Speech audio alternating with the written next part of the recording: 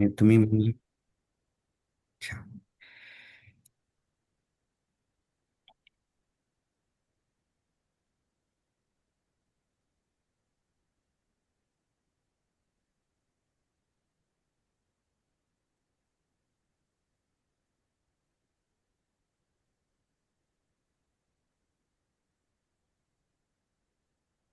तर आज आजचं आपण भजन ऐकूया. हे विशेष भजन आहे. स्वामी अद्वैतानंदांकडनं आलेलं आहे. पण ते ऐकूया.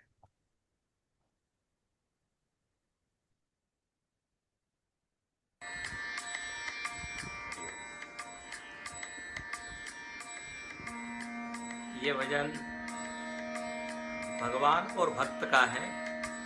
एक पंक्ति में भगवान श्री रामचंद्र जी का वर्णन है और दूसरी पंक्ति में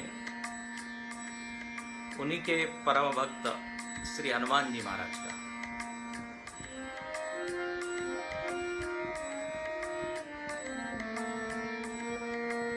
एक भक्त है एक भगवान, एक भक्त है एक भगवान। जय रघुराम जय हनुमान, जय रघुराम जय हनुमान। एक भक्त है एक भगवान, जय रघुराम जय हनुमान, जय रघुराम जय हनुमान, जय हनुमान।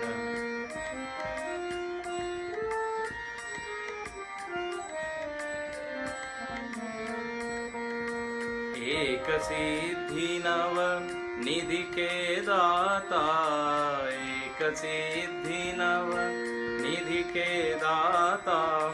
एक अभय आनंद प्रदाता, एक अभय आनंद प्रदाता।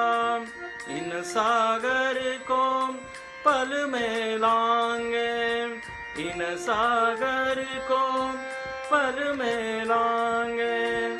उन भव सागर पार कराए, उन भव सागर पार कराए, पार कराए। एक भक्त है एक भगवान, एक भक्त है एक भगवान। जय रघुराम जय हनुमान, जय रघुराम जय हनुमान, जय हनुमान।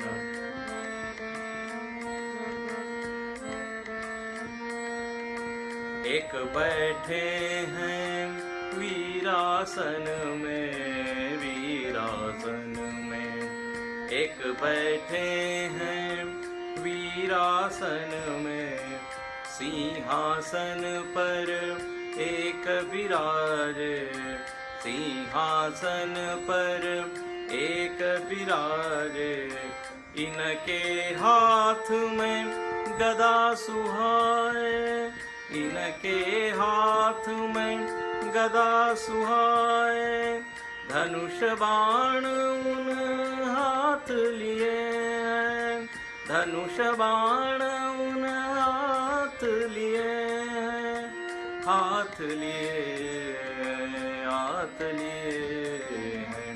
एक भक्त है एक भगवान, एक भक्त है एक भगवान। जय रघुराम जय हनुमान, जय रघुराम जय हनुमान।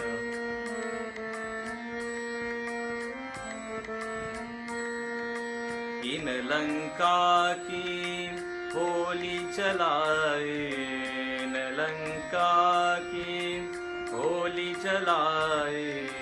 इन लंका की होली जलाए, उन लंका पर विजय दिलाए, उन लंका पर विजय दिलाए।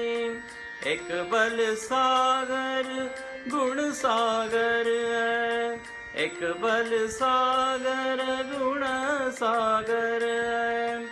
ये सुख सागर करुणा सागर, ये सुख सागर करुणा सागर, करुणा सागर। एक भक्त है एक भगवान, एक भक्त है एक भगवान। जय रघुराम जय हनुमान, जय रघुराम जय हनुमान। एक सेवक है राम चरण के, एक सेवक है राम चरण के, स्वामी एक है भक्त जनों के, स्वामी एक है भक्त जनों के। देह दृष्टि से दिखते दो हैं, देह दृष्टि से दिखते दो हैं, आत्मदृष्टि से दोनों एक है, आत्मदृष्टि से दोनों एक है, दोनों एक है, दोनों एक है। एक भक्त है एक भगवान, एक भक्त है एक भगवान।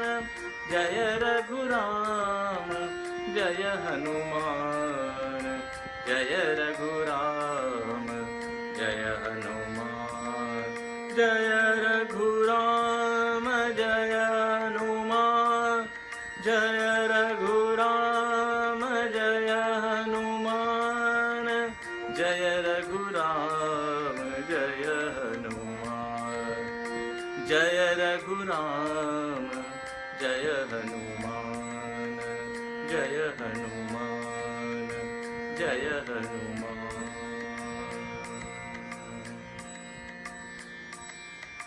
सियावर रामचंद्र की जय, पवन सुत हनुमान की जय।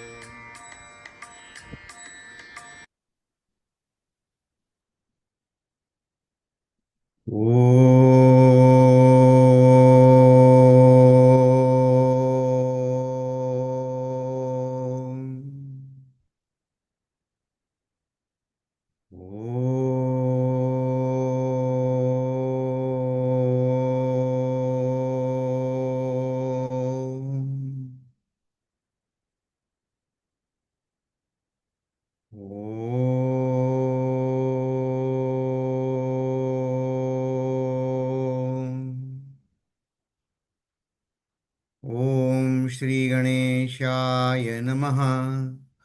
ओम श्री सरस्वत्यै नमः। ओम श्री गुरुभ्यो नमः। शुकासारिखे पूर्ण वैराग्य जाचे, वशिष्ठा परिज्ञान योगेश्वराचे।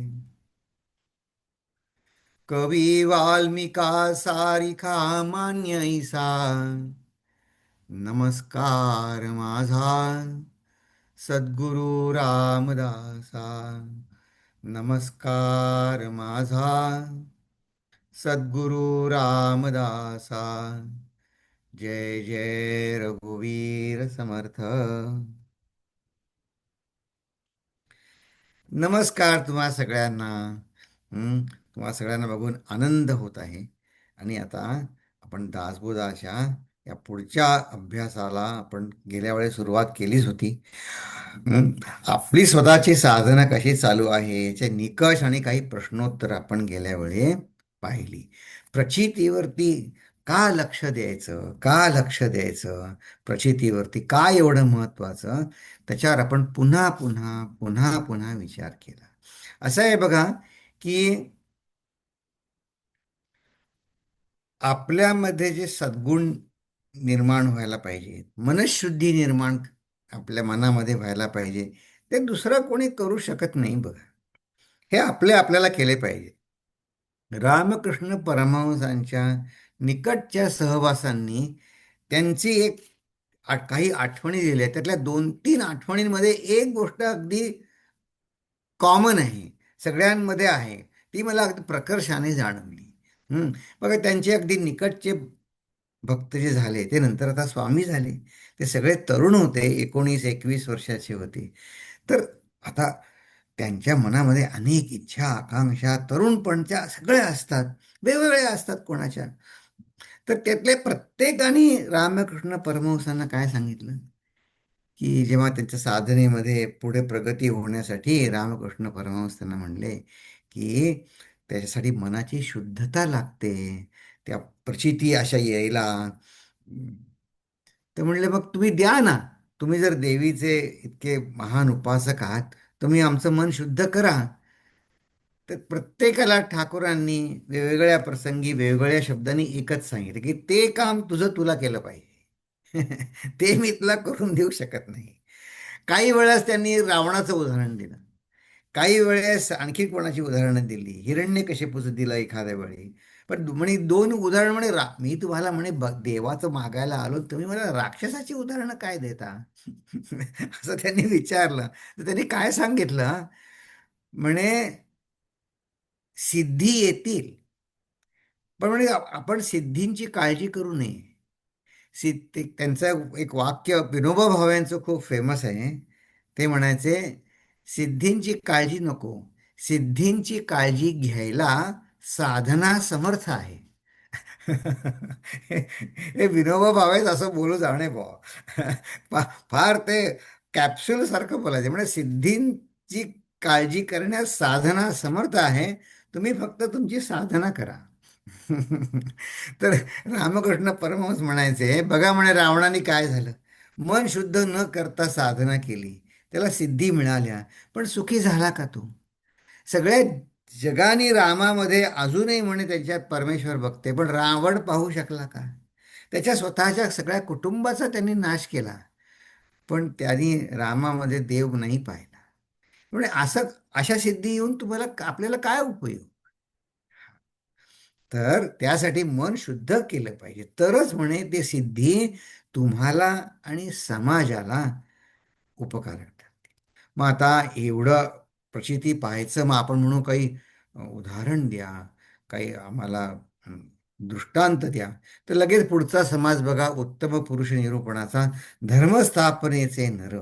हं, हे समर्थांनी सांगितलं, की बघा, ह्या काळामध्ये अजूनही, की असं स्वतःचं व्यक्तिमत्व भगवंताच्या इच्छेमध्ये विलीन केलेले लोक अजूनही आहेत. पुढे अनेक होतील. मी समर्थांचीच ओवी फक्त साध्या मराठीत सांगतोय. त्या धर्मस्थापनेचा सांगणारा हा 6वा समास आहे. त्याची आपण फोड गेल्या वेळी बघितली, की फक्त बाह्यांगावरती, सौंदर्यावरती लक्ष न देता, आपल्या अंतःकरणात निस्वार्थी सामाजिक राजकीय नेतृत्व हे फक्त शुद्ध बुद्धीनंच येतं. त्याचं कसं, ते गेल्या वेळी आपण बघितलं, पण मी तुम्हाला एक अगदी रोजच्या व्यवहारातलं उदाहरण सांगतो. हं. मी आता खूप किती, आता 88 साली अमेरिकेमध्ये आलो. तर त्यावेळेस ते पोस्टडॉक लोकांचं ट्रेनिंग असायचं, पोस्ट डॉक्टरल त्याच्यासाठी. मग ते अनेक होते, 25-30 जणांची बॅच होती आमची काही.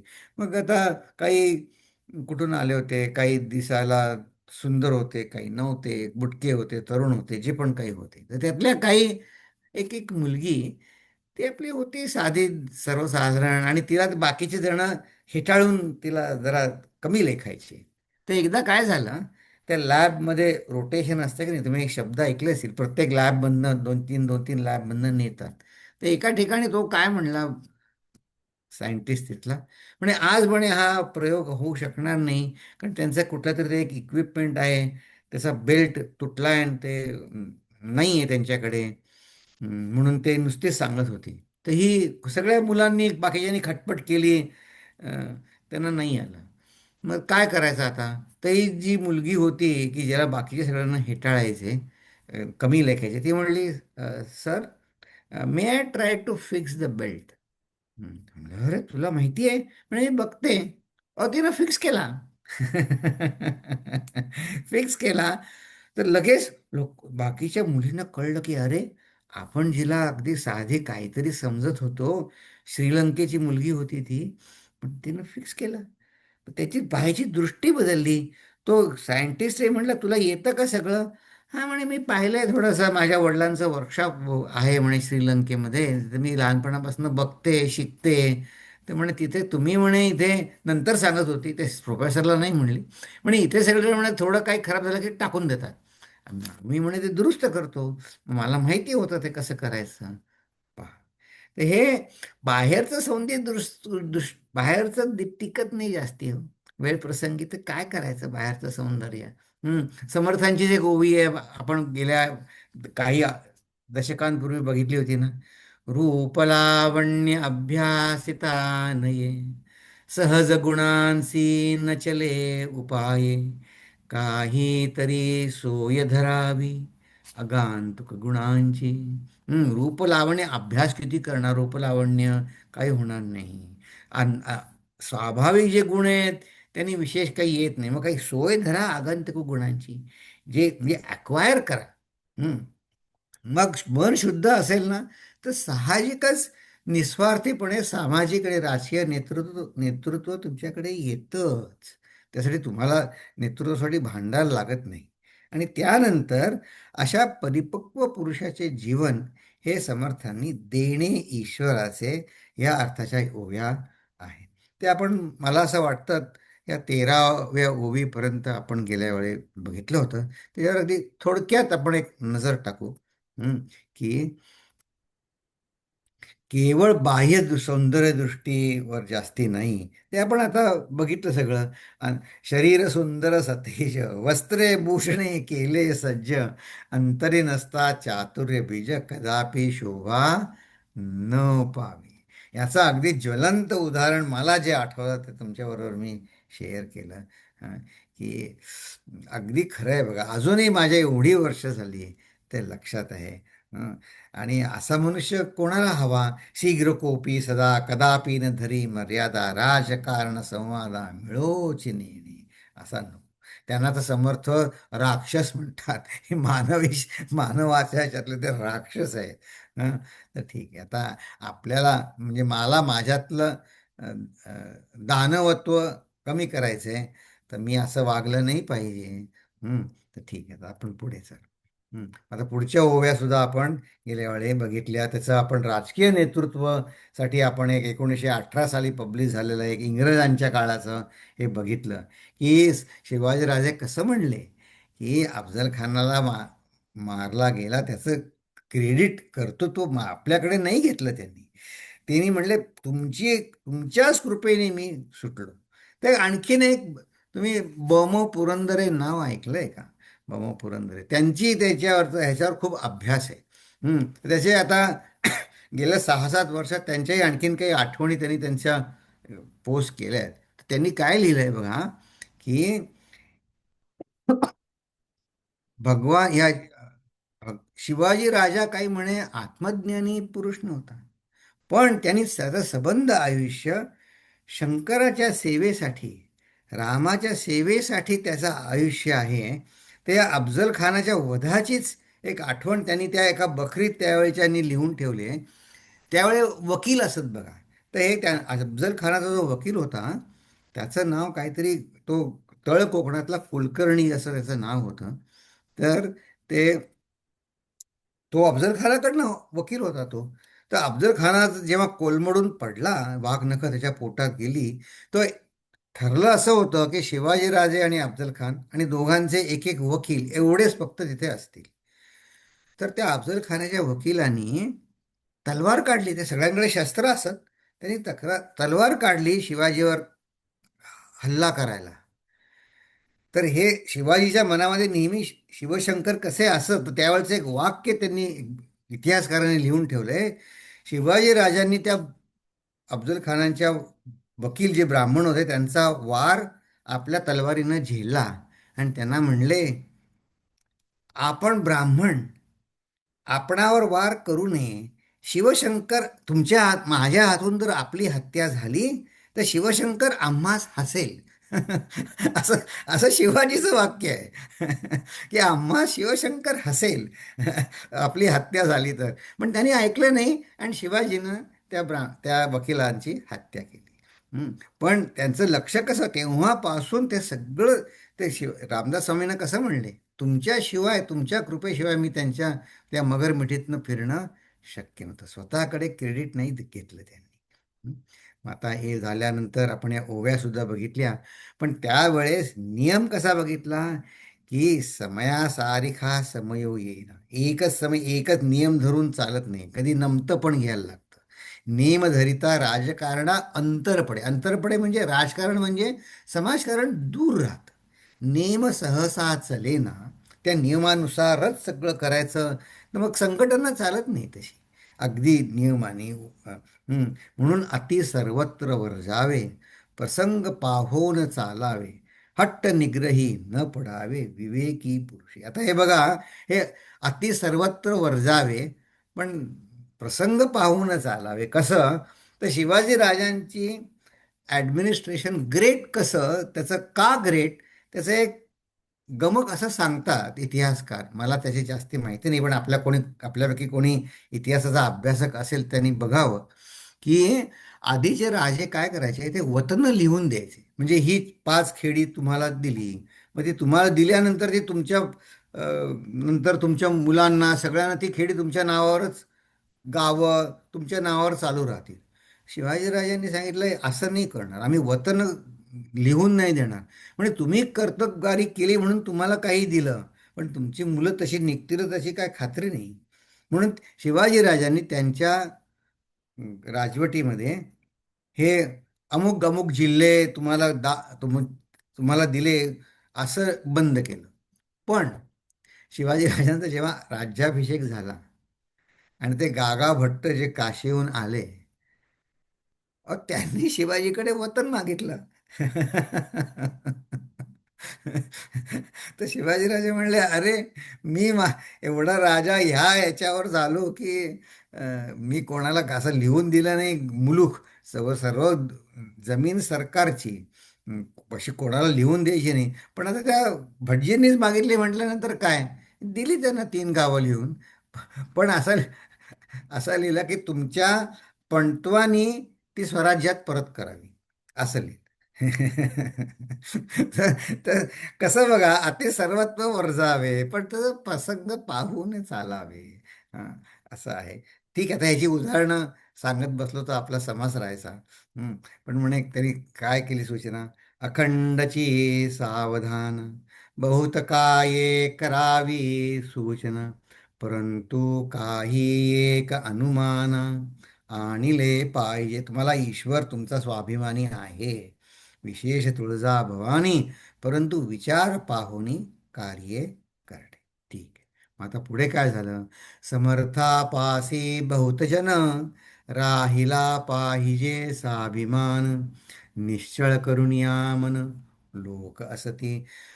लोकांना राजाचा आश्रय वाटला पाहिजे, त्याही पेक्षा त्या राज्याच्या नियमांचा आश्रय पाडला पाहिजे. आणि ते शिवाजीराजे तसे होते.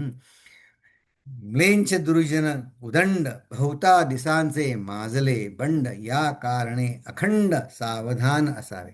आणि समर्थांना याचा डायरेक्ट अनुभव म्हणजे असा, की ते इतिहासकार सांगतात बा, की या शिवाजीराजांचे वडील शहाजीराजे, शहाजीराजांचे सख्खे भाऊ मालोजीराजे भोसले, हं, यांची सून म्हणजे यांची चुलत भावाची बायको, एक श्री समर्थ जेव्हा टाकळीला त्यांनी पुरस्चरण करत होते 14 वर्ष, त्यावेळेस त्या नाशिकला गोदावरी तटी त्या स्नानाला आल्या असताना त्यांना यवनांच्या सरदारांनी पळवलं. आता मालोजी राजांच्या कुटुंबियांची ही स्थिती, तर जनसामान्यांची काय कथा असेल. आणि त्यावेळेस समर्थ तिथे त्यांच्या कानावर गेलं असणारच आहे. नाशिकपासून टाकळी 8-10 मैलावर आहे. तिथे ते पुरस्चरण करत होते. तर हे समर्थांनी प्रत्यक्ष पाहिलं आहे. या कारणे अखंड सावधान असावे. सकळ करता तो ईश्वरू, तेणे केला अंगीकारू, तया पुरुषाचा विचारू, विरुळा जाणे. असा जो पुरुष असतो की ज्याचा जणू काही रक्षणाची जबाबदारी ईश्वराने जणू काही आपल्याकडे स्वीकारलेली असते. हम्म. तो पुरुष समजायला, सकृतदर्शनी समजायला फारच कठीण, आपल्याला ते समजणं सुद्धा कठीण. हां, की की ह्या अशा परिपक्व पुरुषाचं जीवन देणे ईश्वराचे. तर असं आहे, असं टीकाकार म्हणतात की ईश्वरांनी ज्याच्यावर वरदहस्त ठेवला आहे धर्मस्थापनेसाठी, मोठी कामं करण्यासाठी देवाने त्यांना आशीर्वाद देऊन पाठवले या भूतलावरती, त्यांच्या हातून अनेक वेळा जणू काही चमत्कार वाटावा अशी कार्य घडत असतात. हम्म. ती त्यांनी योजनापूर्वक केलेली असतात, त्यात त्यांचे स्वतःचे प्रयत्न असतात. असं नाही, हा मला ईश्वराचा अधिकार आहे. आता आधीच्या ओव्यांमध्ये वाचलं ना, विशेषतः तुळजाभवानीचा तुम्हाला अधिकार आहे, पण समर्थ कसे म्हणले तरी विचार करून कार्य करणे. तर त्यांनी सगळे विचार करूनच योजना आखलेल्या असतात. पण बाहेरून जर आपण बघितलं तर आश्चर्य वाटतं. उदाहरणार्थ, शिवाजी महाराजांच्या राज्यामध्ये तो शाहिस्तेखान होता, त्याची 3 लाख फौज होती. आणि त्याला पळवून लावायला शिवाजी महाराज किती किती जणांबरोबर घेऊन गेले? 300. 300 जणांनी घेऊन त्यातले फक्त 60 लाल महालात शिरले आणि त्यांनी त्याला एका रात्रीत गेला. तर म्हणले त्या औरंगजेबाने जो खलिता त्या शाहिस्ते खानाला पत्र लिहिलंय ना, ते उपलब्ध आहे. त्यात म्हणले, हे म्हणे आश्चर्यच आहे, 3 लाख रुपये आणि इतका शाही खजिना करून तुम्ही गेला 3 वर्ष, ते शिवाजींनी 3 तासात तुम्हाला तिथनं पळवून पाठवलं. आणि फक्त 60 जणांनी. तर हे तया पुरुषाचा विचारू विरळा जाणे. त्यांनी लिहून ठेवलंय, ह्याला चेटूक विद्या येत असली पाहिजे असं लिहून ठेवलंय त्यांनी. शिवाजीला. पण एनिवे, त्याच्या अध्यात्माचं फक्त पृष्ठभूमी, त्याचं बॅकग्राऊंड आपण आज बघणार. मला काय तुम्हाला इतिहास सांगायचा नाही, मला जास्ती माहितीही नाही इतिहासाबद्दल, पण शिकण्यासारखं मात्र जरूर आहे. न्याय नीती विवेक विचार, नाना प्रसंग प्रकार, परीक्षणे परांतर, देणे ईश्वराचे. की न्याय नीती विवेक मनामध्ये इतका ठासून भरला पाहिजे की जणू काही मला हे ईश्वरानेच करायला पाठवलं, इतकं निर्भीड. त्याबद्दल पुन्हा आता हे शिवाजीला उद्देशून समास लिहिला असल्या कारणानं मी शिवाजीच्या आणखीन 1-2 ऐतिहासिक गोष्टी सांगितल्या तर वावगं दिसणार नाही. तर इतिहासकार असं लिहिलंय इतिहासकारांनी की शिवाजीची हे न्याय नीतीसाठी हा तरुण युवक प्रेरित आहे. कसं सुरुवातीला कधी कळलं इतिहासाला? तर शिवाजी राजांना जी सनद शहाजी राजांनी त्यांनी घेतली होती मावळ प्रांतामध्ये, त्याच्यावर ते बसले, ते तेव्हा 16 वर्षाचे होते, 15-16. तर त्यावेळेस रांजणगाव म्हणून एक पुण्याजवळ आहे. तिथले पाटीलांनी, आता काय म्हणायचं, त्यांनी काही आपल्या सुनेवरती गैरप्रकार केला. तर त्यांना बोलवलं, मग तक्रार आली. ते आले शिवाजीराजांकडे. तर शिवाजीराजे तेव्हा 14-15 वर्षाचे. तर त्यांना म्हणे, त्यांनी केलंय, पकडून आणा त्यांना. आले त्यांना पाटलांना. तर त्यांनी विचारलं, हे खरं आहे का? त्यांचं हे इतिहासात लिहिलेलं आहे. म्हणले हो म्हणे, खरं आहे हे. पण म्हणे तुम्ही आम्हाला जाब विचारणारे तुम्ही कोण? असं शिवाजीराजांना सदरेवरती विचारलं. त्यावेळेस शिवाजीराजांनी त्यांना सांगितलं, ह्याचे हातांनी त्यांनी हे गैरकृत्य केलं, त्याचे 2 हात आत्ता तोडा. त्याचे दोन्ही हात, ते फार मातबर पाटील होते, पण ते म्हणजे त्यांचे दोन्ही हात गेले. म्हणे हे हात पुन्हा कोणावर जाणार नाहीत. तर एवढा न्याय नीती विवेक विचार, नाना प्रसंग प्रकार, जणू काही त्यांना हे देणं ईश्वरी त्यांना प्रेरणा त्यातनं होते. की महायत्न सावधपणे, समयी धारिष्ट धरणे, अद्भुतची कार्य करणे, देणे ईश्वराचे. बघा, हे समयी धारिष्ट धरणे, आता ते एकंदर 3 महिने आग्र्याला अटकेत पडले होते. कमी धारिष्ट लागलं असेल का परप्रांतामध्ये जाऊन? आणि त्यांनी, आता आजकालच्या भाषेमध्ये गुगली ज्याला म्हणतात की नाही, तर शिवाजी महाराज तिथे आपली 3,500 फौज घेऊन गेले होते आग्र्याला. मग त्यांनी कळलं, त्यांना अटकेत पडलंय, त्यांची योजना सुरू झाली असेल, महायत्न सावधपणे. त्यांनी औरंगजेबाला पहिलं पत्र काय दिलं तिथे अटकेत बसूनच, तुरुंगातनच, की हे म्हणे, आता 3,500 लोक माझ्याबरोबर आणले, त्यांना आता पोसायला माझ्याकडे खर्च नाही, यातले 3,000 लोक मला घरी पाठवायचे, पाठवून द्या. औरंगजेब म्हटलं जाऊ दे, नाहीतरी म्हणे मला काळजीच होती की हे 3,000 युद्ध करायला लागले तर आम्ही त्यांना कसे आवरून धरू. म्हणून त्यांना परत पाठवून दिलं. तर ते तेव्हा कळायचं कसं की कशासाठी परत पाठवलंय, ते कळणार कसं एवढ्या आहे. महायत्न सावधपणे, समयी धारिष्ट धरणे, अद्भुतची कार्य करणे, देणे ईश्वराचे. आता या ओव्यांमध्ये पुढे जाण्याच्या आधी एक थोडा पॉज घेतो, की असं आहे, समाजाची घडी बसवण्यासाठी वेगळ्या वेगळ्या वेळी वेगवेगळ्या व्यक्तिमत्वांची गरज असते. जे थोर पुरुष असतात ते सगळेच आपापल्या परीनं भगवंताशी लीन झालेले असतात. म्हणून ज्यांनी कोणी असे शिवाजीराजासारखे धर्मस्थापना केली नाही म्हणून ते कमी महत्वाचे असं मुळीच नाही. हे पहिली गोष्ट आपण लक्षात ठेवली पाहिजे, की त्या त्यावेळी जे जे कार्य घडायला पाहिजे ते ते करण्यासाठी भगवंतानी ती ती योजना केलेली आहे. आता बघा, अखंडानंदानीच हे लिहिलंय की जर त्यावेळेस राज्य स्थापनेची गरज नाही आहे, मग त्यावेळेस ते संतांना ते काम करायची गरज नाही. तर त्यांनी ते उडिया बाबांचं उदाहरण दिलंय. म्हणजे त्यांना काही समाज रचना, त्यांना सगळं कसं काही संस्था व्यवस्था स्थापन करायची नव्हती. पण ते स्वतः अत्यंत साक्षात्कारी पुरुष होते. त्यांच्यावर अन्नपूर्णा देवी प्रसन्न होती. याची अनेक उदाहरणं अखंडानंद महाराजांनी लिहिली आहेत. ते आता सांगत नाही, फक्त एकच आठवण सांगतो, की कशी की त्या पुरुषांचं फक्त लोकांना अध्यात्माची आवड लागणं, एवढं एकच हेच त्यांचं कार्य असतं. त्यांच्या आजूबाजूला उगाच लोक जमा करणं हे त्यांचं कार्य नसतं. ते कसं तर म्हणे, उडिया बाबा अत्यंत श्रेष्ठ होते, त्यांचे तेजपुंज दिसायचे. म्हणजे लोक त्यांच्याकडे इतकी सहज आकर्षली जायची की कुठेही गेले तरी त्यांच्या आजूबाजूला लगेच जण जमा व्हायची. अत्यंत आकर्षक तेज म्हणे दिसायचं. पण म्हणे त्याचं त्या उडिया बाबांना काही विशेष नव्हतं. तर एकदा काय झालं आहे म्हणे, काय लोक माझ्या आजूबाजूला आहेत म्हणे, त्या तर ते नदी किनारी राहायचे. तर एकदा म्हणलं चला आपण मला पलीकडे, नदीतून पलीकडे जायचं. मग ते नावाडी असायचे त्यावेळेस, मग प्रत्येकाला काही पैसे द्यायचे. मग ते फक्कड होते उडिया बाबा स्वतः, ते नावेत चढले. मग त्या जो नावाडी होता त्यांनी काय, आता फक्कड म्हणजे साधू काही कमंडलू सुद्धा नसतं त्यांच्याबरोबर, त्यांच्याकडनं काय पैसे घेणार, त्याला माहिती होतं. म्हणे बाबाजी आप तो हमारे साथ आ सकते हैं, पण म्हणे तुमच्याबरोबर किती जण आहेत यातले, कारण म्हणे सगळेच फुकट केले तर मला नावाड्याचा माझा व्यवसाय चालणार कसा.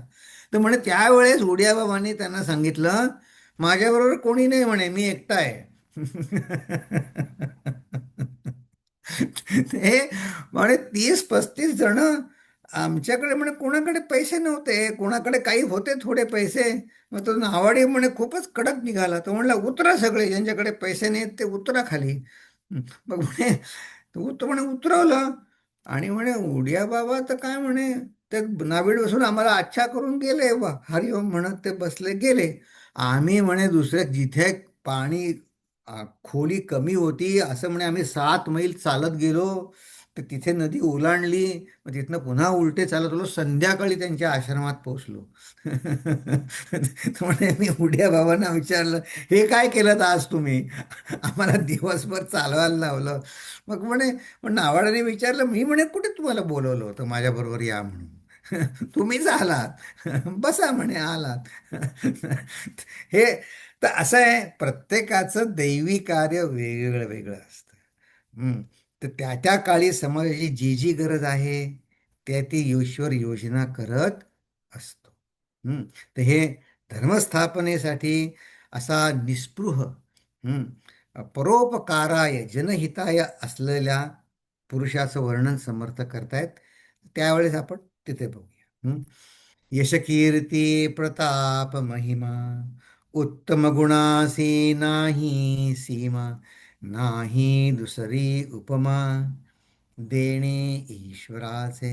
बघा, शिवाजीराजांना अत्यंत साधेपणाची हौस होती आणि त्यांचा सद्गुण त्यांच्यापाशी सुटसुटीतपणा आणि साधेपणा त्यांना फार प्रिय होता.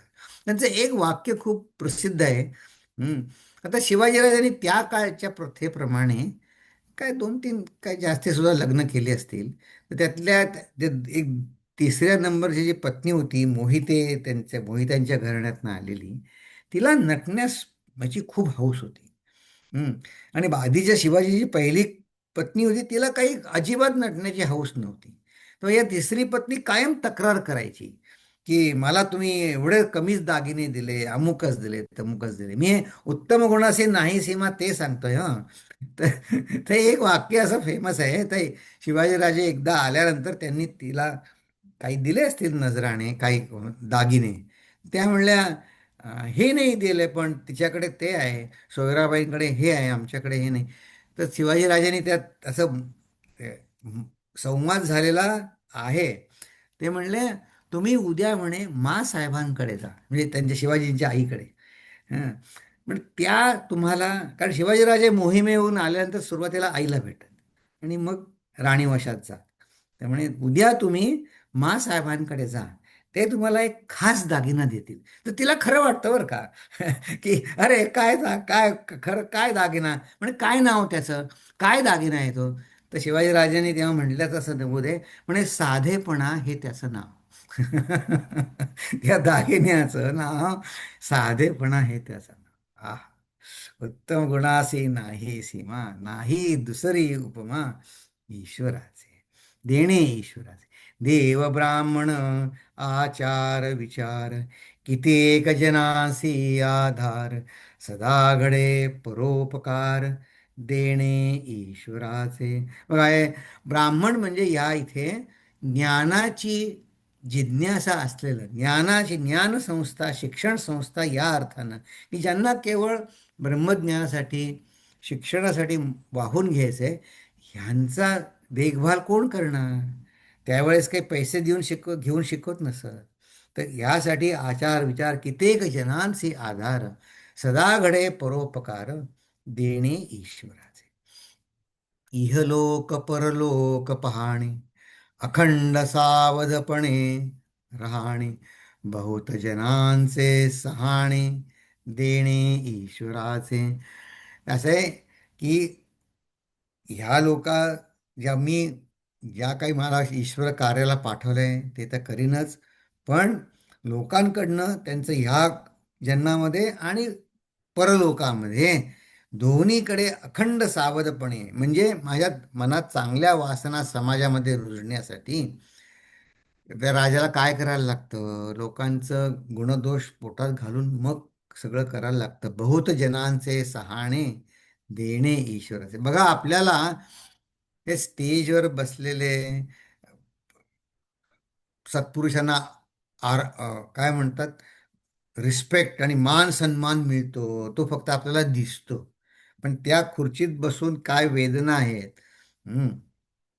याच्या दोन गोष्टी सांगतो, दोन गोष्टी आठवल्या. आधी एक आठवली, पण त्यात आणखीन एक गोष्ट सांगतो. अखंडानंद महाराज त्यांचा अनेक काय म्हणायचं, इंडस्ट्रियलिस्ट व्यापाऱ्यांशी संबंध होला. ते मुंबईमध्ये एकदा हे एक शंकराचार्य कुठल्या तरी पीठाचे त्यांची मुंबईमध्ये मिरवणूक काढली. तर ते ज्या बंगल्यात राहत होते त्या गच्चीतनं ते मिरवणूक पाहत होते. तर ते अखंडानंद सुद्धा अत्यंत साधे होते बरं का, अत्यंत साधे, त्यांची वागणूक अत्यंत सिंपल होती. तर हे व्यापारी त्यांना काय म्हणले, तर खाली चालली होती मिरवणूक. तर ते म्हणले, स्वामीजी तुमची पण आपण अशी आपकी भी शोभा यात्रा हम ऐसे निकालेंगे, इससे बढ़िया करेंगे. तर अखंडानंद म्हणले, तुम्हाला म्हणे माहिती नाही, ते स्वामी बसले तिथे खाली त्या रथामध्ये, त्यांची व्यथा तुम्हाला नाही माहिती. हं. ते म्हणले काय? म्हणे ये ये मेला चलेगा 4 घंटे, वो पेशाब करने के लिए नहीं जा सकते. आता खरं आहे हो. तर मला जे सांगायची ती गोष्ट ही आहे की एकदा, आता असं आहे, आपले स्वामी तेजमानंद, गेल्या वेळेस सुद्धा त्यांचं एक उदाहरण दिलं होतं मी, की कसं त्यांना ईश्वरी देणे सहज काम झालं, पण ते त्यांच्या साधनेचं फळ होतं. तसं एके ठिकाणी एका कॅम्पमध्ये, आता असं आहे, कॅम्प ऑर्गनायझर्स त्यांच्याकडनं ते प्रयत्न करतात, अ, पण कधी जमतं कधी नाही जमत. तर ते जे बाहेर ते कोणी कलाकार बोलवले होते त्या बँक्वेटला, काय जेवणाला जे काय आहे ते, अहो ते, आता मला काय गाण्यातलं जास्त समजत नाही, पण त्या समारंभामध्ये जवळजवळ 650 जण होते. त्यातले एक एक एक एक हळूहळू उठून जायला लागले. शेवटी तुम्हाला सांगून खोटं वाटेल का, मोजून 20-25 जण उरले. हं. आमचं टेबल गुरुजींच्या समोरच होतं म्हणून आम्ही आम्ही बसलो होतो. पण नंतर लक्षात आलं गुरुजी पण बसले होते एवढ्या वेळ. त्यांचं तर थांबेनात सुद्धा त्या, एवढा वेळ त्यांचं झालं होतं. म्हटलं गुरुजी स्वतः बसलेत, आपण कसं उठणार? हं.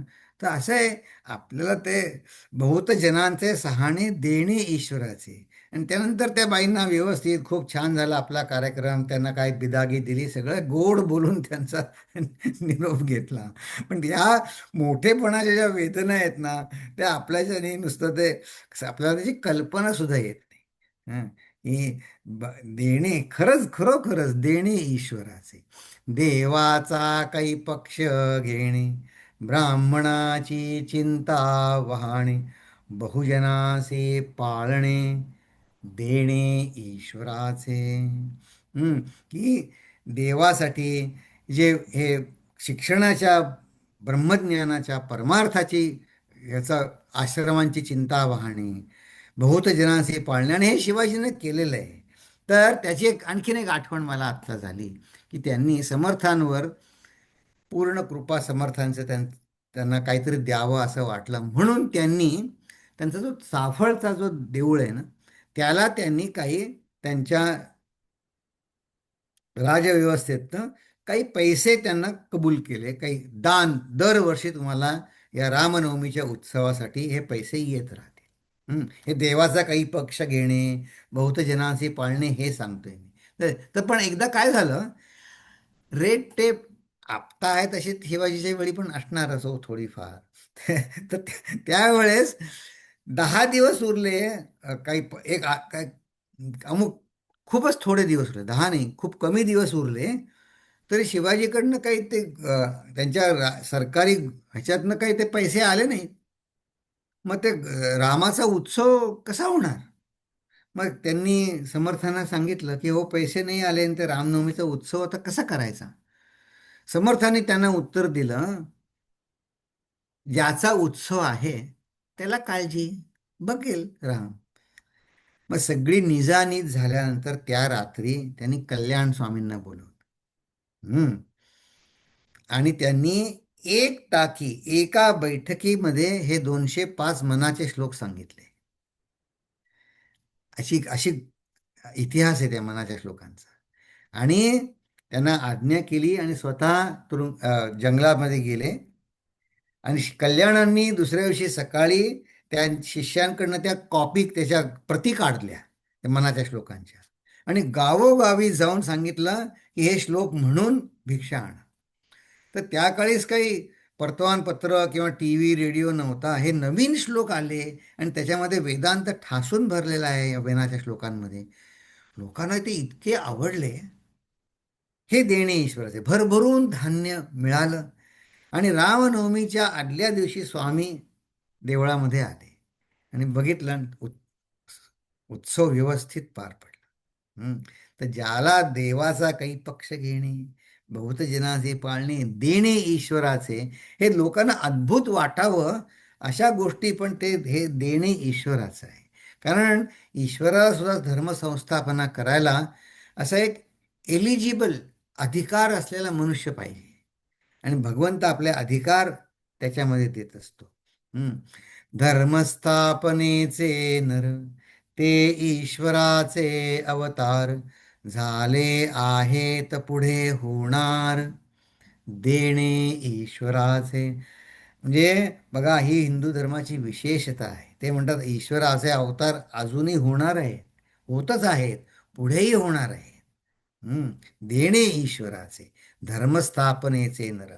तर आपण आपल्याकडनं काय अर्थ घ्यायचा, की मला माझ्या मनामध्ये धर्मस्थापना व्हायची म्हणजे काय? माझ्या मनामध्ये माझ्या कर्तव्याबद्दल माझ्या मनात प्रेम उत्पन्न व्हावं. लोक काही म्हणले तरी मी माझे प्रयत्नपूर्वक माझं कर्तव्य मी करणं, म्हणजे माझ्या मनात धर्मस्थापना झाली की नाही. हां. आपल्याकडनं भगवंताची काय अपेक्षा आहे? भगवंत म्हणतो, तू ज्याला तुला ज्या ज्या स्थितीत आहे ते कर्तव्य तू मनापासून कर, इतकीच अपेक्षा आहे. धर्मस्थापनेचे नर, मग आपण ते होऊ, आपण ते धर्मस्थापनेचे नर आपण होऊ. हं. झाले आहे तर पुढे होणार, आपल्याला सुद्धा ईश्वराचं देणं आपल्याला मिळेल. हं. उत्तम गुणाचा ग्राहिक, तर्क तीक्ष्ण विवेक, धर्मवासना पुण्यश्लोक, देणे ईश्वराचे. धर्मवासना पुण्यश्लोक म्हणजे माझ्या मनामध्ये फक्त माझ्या कर्तव्याबद्दल वासना राहतील, सात्विक वासना राहतील, शुद्ध वासना राहतील. हम्म.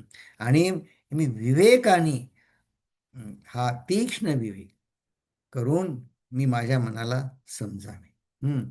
सकळ गुणामध्ये सार, तजविजा विवेक विचार, जेणे पाविजे पैल पार, अरत्र परत्रींचा. हम्म. हे अरत्र परत्र, हे आपण म्हणतो बोली भाषा किंवा इडियम म्हणतात ना.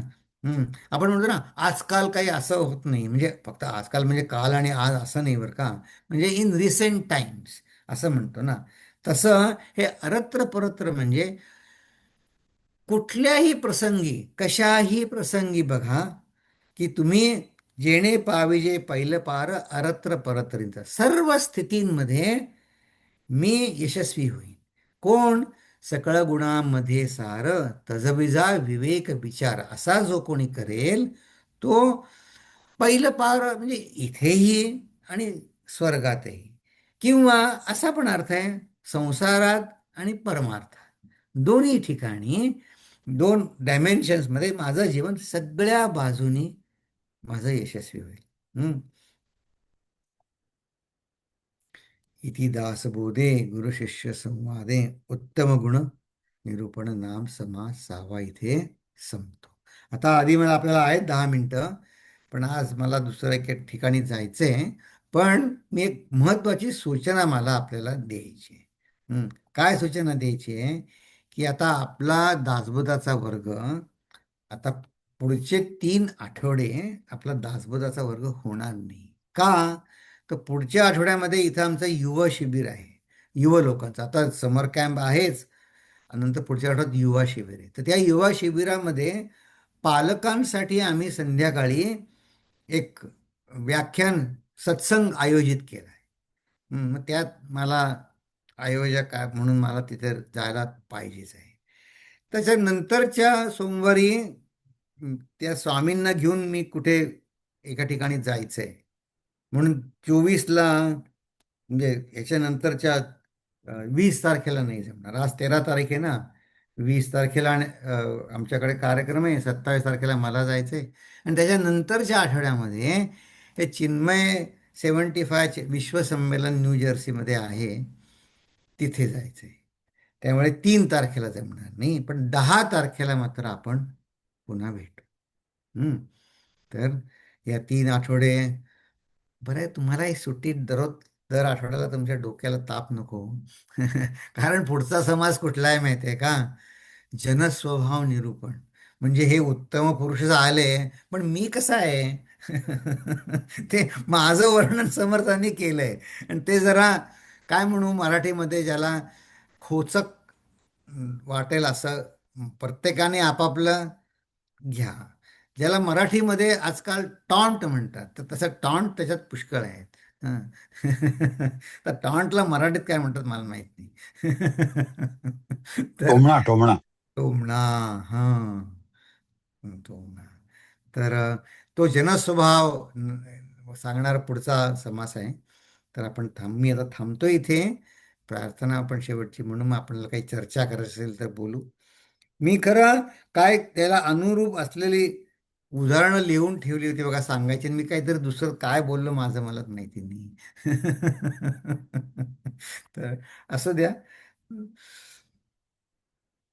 ओम पूर्णमद पूर्णमिदं पूर्णात् पूर्णमुदच्यते पूर्णस्य पूर्णमादाय पूर्णमेवावशिष्यते. ओम शांती शांती शांती. हरि ओम श्री गुरुभ्यो नमः. हरि ओम. हरि ओम तुम्हा सगळ्यांना.